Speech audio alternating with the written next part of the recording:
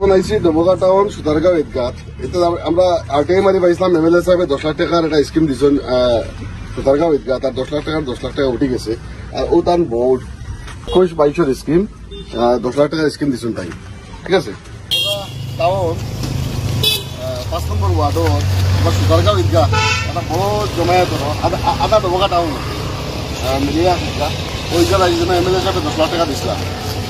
এখন ইনাই জানতে পারছি 10 লাখ টাকার মাঝে ইউডিএফর মানছে নমিনি হলে কমিটি যাত এটা কমিটি কাম কমিটিও করাইছে বলে একটা কাম পাইলাম যে কাম কমিটি করাইছে কামও দেখা যায় আপনার কত টাকা পাইছি আপনার কত টাকা আমার এগেন্সে আমরা 7 লাখ টাকা পাইছি।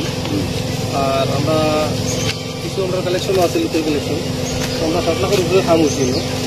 আর সেটা পাইছি ইনদিকে আমরা 7 লাখ 10 লাখ টাকার মোটামুটি আপনারা 7 লাখ পাইছেন। আপনি কমিটির বেশি সেটাই আপনি আর বাকি স্থানীয় যারা আপনারা তারাই আমসান দিবা মাত্র মোটামুটি মাত কিছু না।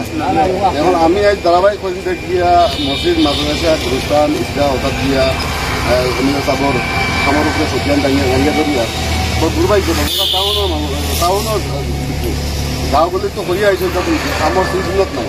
টাউনের ভিতরে শিক্ষিত ছিলেন প্রেসিডেন্ট সেক্রেটারি সব শিক্ষিত এনারা এই পাওয়ার জিএসটির নামে 3 লাখ কাটিয়ে নিয়েছেন গিয়ে।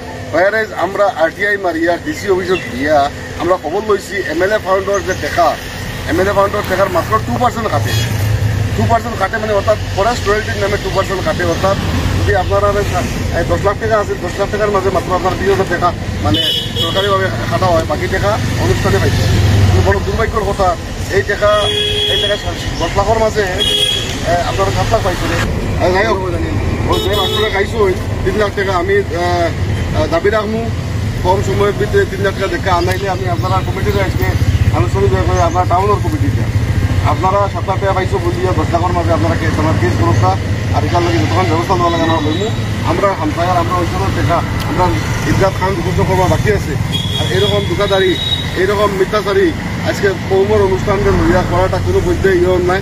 এমএলএ নিমাত কন্টিনিউ তাই আজকে 2 দিন সমস্ত পুরা আটটা কোম্পানি যাইবা গিয়া আইসন 2 দিন সারা দেখাই দিয়েছেন যাইবা গিয়া। গতিকে আপনারা রাইজে পাইলেও খালি নাই গোটা সমষ্টির রাইজটা আমি আবেদন করি যে কোনো ফাইন দরকা আটকা টিকা জানলে তাই জবাব কি লাগে দেখি জবাব দেওয়ার জরুরত আছে। নাইলে তাই ফাইন করতে আমরা যথা খুঁজে এটা মিশা আরটিআই মিশা রেজাল্ট দেখা পরীক্ষা মিশা 3 টাকা আপনারা খোয়া লাগবো। আর নাই যে এই 10 লাখ টাকার স্কিম 7 লাখ টাকা নিয়ে দিয়ে এখন 3 লাখ টাকা জিএসটি কোন দেশের নিয়ম যেন 2% মাত্র 20,000 টাকা কাটতে লাগে 3 লাখ টাকা কাটিয়ে নিচ্ছেন গিয়া ওই ধরনের আমরা সমস্যার উন্নতি হল ভাই এখন।